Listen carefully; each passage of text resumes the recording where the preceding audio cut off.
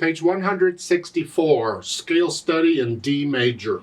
We're studying the key of D major, okay. If you've been doing the scale like I've been suggesting to you, you can sight read this kind of thing, because all these notes going up or going down in a line like this, they're scales. Some scale, this happens to be the D major scale. We call them runs. When it have a series of notes going up or down, we call them a run. And you'll find all kinds of runs. It can start on any note, end on any note, but you'll find that the notes within it are part of some scale, usually, most of the time. And if you know the scales, you just sight read them. You just go, you look at the first note and the last note and just take off. However, let's look at this. It's 3 lines long, treble bass clef, 2 sharps. We know we're in the key of D major. Be doing the scale for D major and E minor. And you just as well do the arpeggios, 1 octave up and down for both also. 4/4 time signature. The hands, they're just playing scales. The right hand, you're starting here, just do a scale. 1 and 2. And then measure 3, it's 1 and 2. You're just doing the scale, okay? The last 2 measures is a little different. Okay. Left hand's similar. It's scale. 1 and 2. And then you put the hands together. Well, at first, it's one hand is playing it and the other hand imitates it or does whatever. But look at the last line. We're together here. Here. 1 and. So you're playing the same note names. You're just using different fingers. Now, some of these notes are tied. It's like a measure 2, you're playing that's tied to the next measure. So the left hand comes up, it plays that note, but that note stays down. And then you play together. Now the left hand's tied, so that stays down. After you play that, then the left hand comes up, and the right hand's tied, so make sure you're holding these tied notes down. It gets a little tricky. As far as how fast you go, that's up to you. Just they need to be controlled and even. Then the articulation, and here it's you have accents here, a little louder. Let the wrist collapse a little bit here.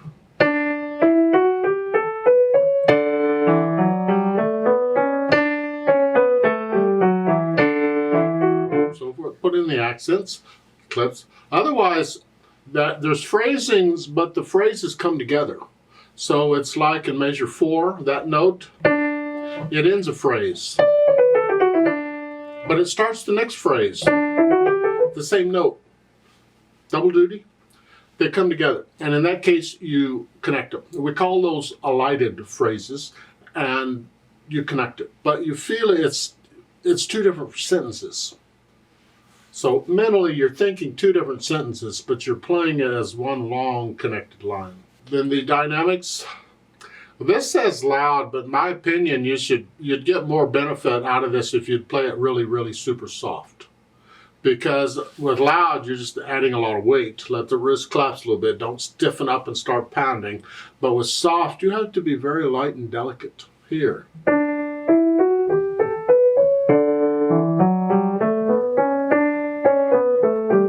It's like, how light can you play? How soft can you play? I would encourage you to work on really soft more than really loud, but you could do this at all the dynamic levels. Then the speed with direction means nothing. It's just it's a study. It's got to be accurate. Put in the natural accents. 1, 2, 3, 4. 1, 2. Let the wrist collapse on these natural accents a little bit. So keep it under control. You don't have to go lickety split.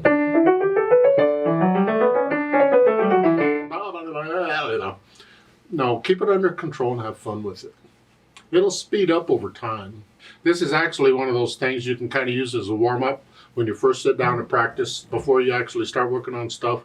If the piece is in D major or whatever, you could just, I mean, it's easy to memorize this, I would hope. Then you just play through it a couple of times. Just get the fingers wiggling. That's all.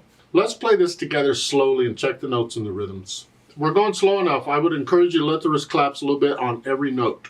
So you're using weight to push down on, let it collapse. Don't tense up and start just using the fingers, please. Let the wrist collapse a little bit. Because we're going slow, you can do it on every note. If you speed it up, then you kind of got every other note or every beat or every other beat or something. I'll give us 4 counts. Now, because there's eighth notes everywhere, I'll put the metronome on eighth notes. So it's beating eighth notes, but I'm going to give us 4 quarter note counts to come in. 1 and 2 and ready and go and 1 and 1 and 1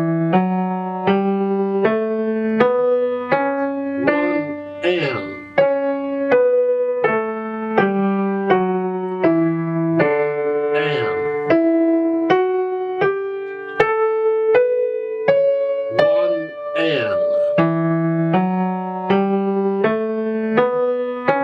1 and